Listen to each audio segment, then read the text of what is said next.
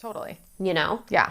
But then I think a big, issue in today's society too is like lust versus love, right? I think a lot of people get mixed up in, oh, this feels like love, when really it's not, it's lust. Yeah. And as you get older as a woman, you start realizing, like, Totally. Man, that's where I've been going wrong. Yeah, and that's so funny that you want to talk about lust versus love, because all week I've been talking to my friends. I'm like newly talking to a guy. We've been good friends for a year. And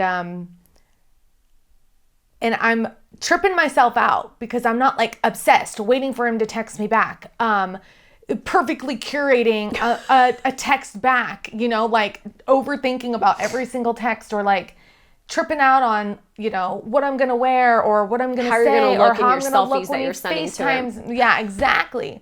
And I'm not like obsessed in overthinking about him, but he's like a best friend that I'm attracted to, that is interested in me. And like, we've gone on a couple dates, and we're going on one this weekend. And so I'm trying not to self-sabotage myself into thinking, wait, maybe I'm not into him because I'm not obsessing about him. And it's like, okay, well, in the past, with most of my falling in lust era ships, lust ships, whatever, era, I'm always obsessed. I will cancel plans with my girlfriends to hang out with them. You know? I think we're all guilty of that. For sure, yeah. And if oh my gosh, it's moving like everything around to make time for them. Yeah. Or like waiting around, like, I'm going to reach out to you and make a date with you for this weekend. And then your girls reach out to you, hey, let's get together this weekend. No, I'm sorry, I'm busy. Even though there's nothing set in stone. Right. You want to leave your weekend free and open so that when he eventually comes around to, do not do that. Ever Live again. Your life. Totally. Yeah.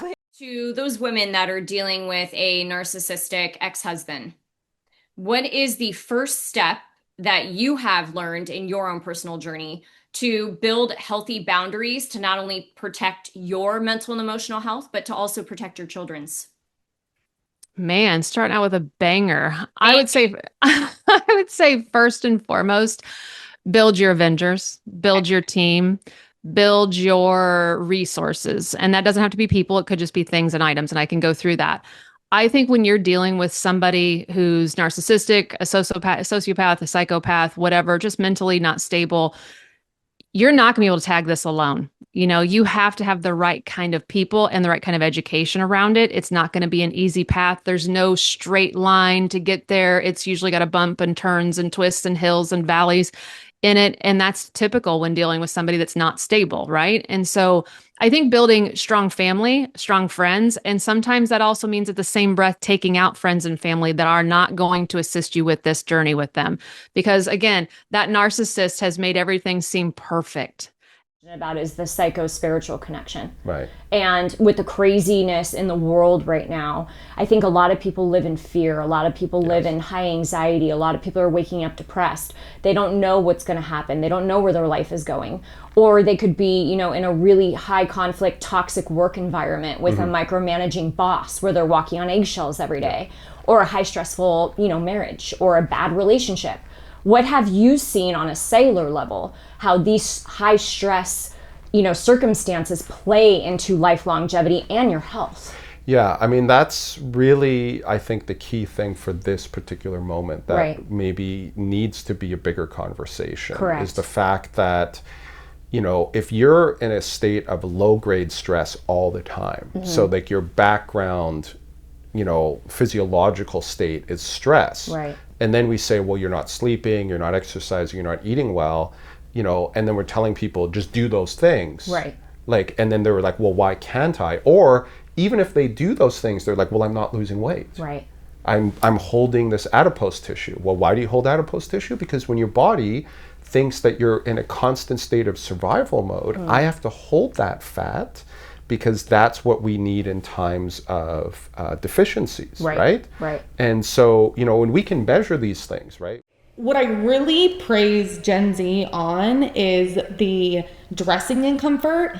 I am so, like, growing up in middle school and high school, like I said, like comparing myself to others. Yes. Always doing the most. Yes. And it's like sometimes when I actually dress down and dress more comfortable is when I have my cutest outfit. Exactly, You know? because And, you know like, what I always say, comfort and being comfortable means to Confidence. some people. Confidence. It shows. That's right. When I When style you're comfortable, someone, you're confident. Dude. even when clients ask me like, "Does this look good?" I go, "How does this make you feel?" Totally. Yeah. Hey, some people look to be in latex and they're Yes. like, "Oh, I feel the sexiest." And you but own some it. people might listen. I'm all into comfort, Right. so I think it depends. But Sometimes- that's yeah. such a huge one. Yeah, sometimes I feel my sexiest in an oversized Hoodie. t-shirt Totally. or hoodie and some boxers Oh, or like gosh, yeah. underwear, you know what Yes, I mean? yes. 100%. And so that's something that I really As long as we got the hoops yeah. on, we're good. Exactly, yeah, exactly. I'm Don't wearing my PJs and my Uggs all day long. As long as I got my hoops on and my layered necklaces, let's do this shit. Yeah, I need my nails done still. See, yes. it's all about balance. My hoops. And yeah, And exactly. You can sprinkle a You little can accessory. sprinkle. Yeah, you're freaking Totally. hoodie. 100%. Totally. 100%. And yeah, you're still eating, girls. Yeah. Yeah. Still shake. I don't feel as lazy as long as I threw some earrings on and some hot lip gloss. Yeah. Totally. You know? 100. It goes a long way. Yeah. It does. It really does. It does because it's a completely big thing. Yep. So, from what you have seen in your therapy years and the time you've spent with your patients, I should say, what is like the biggest mishap you're seeing when it comes to people's intimacy in their relationships in today's day and time? Yeah, What is communication. lacking? Communication. Just as you mentioned, right? There is severe is a big word, but a big lack in communication. Okay. And by that, I mean expressing the needs and wants of what you as the individual desire and want when it comes to intimacy.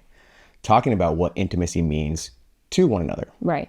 My definition of intimacy can be totally different from your definition of intimacy. Right. So having an understanding together, like, hey, I enjoy physical touch, or I need more emotional connection for intimacy. Right. Can get convoluted. Right. Where in maybe a typical hetero relationship, if we're going gender norms in that front, where a female is going to be more emotionally based and the man more physical, that's where you get that mix up, where they're ships in the night and they're speaking different languages. Right. You know, so you get a male, who predominantly may think that, okay, I want to engage more in physical intimacy. Mm-hmm. We're not having sex. Right. Okay, well, here we are in therapy. This is our issue. We're not having sex. I would like to have more. Right. Wife speaks up or female speaks up, partner, however it may be, and lets them know, like, this is what I am looking for, what I need Right. to have more physical touch and Right. intimacy in that way. Right. And that's where it takes some time to break down those walls for them to translate that to where each other are understanding that, right? So where one another getting those needs and hearing those needs. And Right. This is an amazing time. Right. That would be really helpful to go to therapy. When you have been dating and you start to get you feeling more serious, thinking about a future together, potentially maybe you just got engaged. Right. The focus is so much about the ring, the venue, the wedding, the dress, that you'd be surprised how many couples I see who've been married and like they haven't ever had conversations the first few years they were together about like who's coming in with debt, what's the expectation of us paying this debt off, what are our family goals, what is the expectation of child rearing, and are you okay if I don't want children? Yes. You think you are now, but then so Compatibility. compatibility is huge. Huge. Yeah. So many opposites attract, but that doesn't Yes. mean that it's going to last the long Very haul. true. Very true. Difference in upbringing plays a huge factor into compatibility from my own personal experience in marriage. Yes. When you're fighting about things that you don't agree on because one person was raised a certain way and you were raised a different way, that then factors into how your parenting styles are going to be. So much so.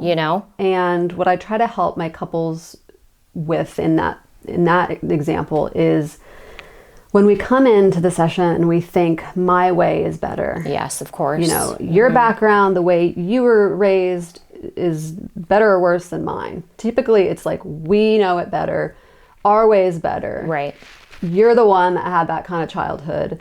That's not how, it doesn't align with me. And so when that comes up, I really try to encourage my couples to take a step back and say, okay, it's not right or wrong. Can we, let's step back and be more curious. Right.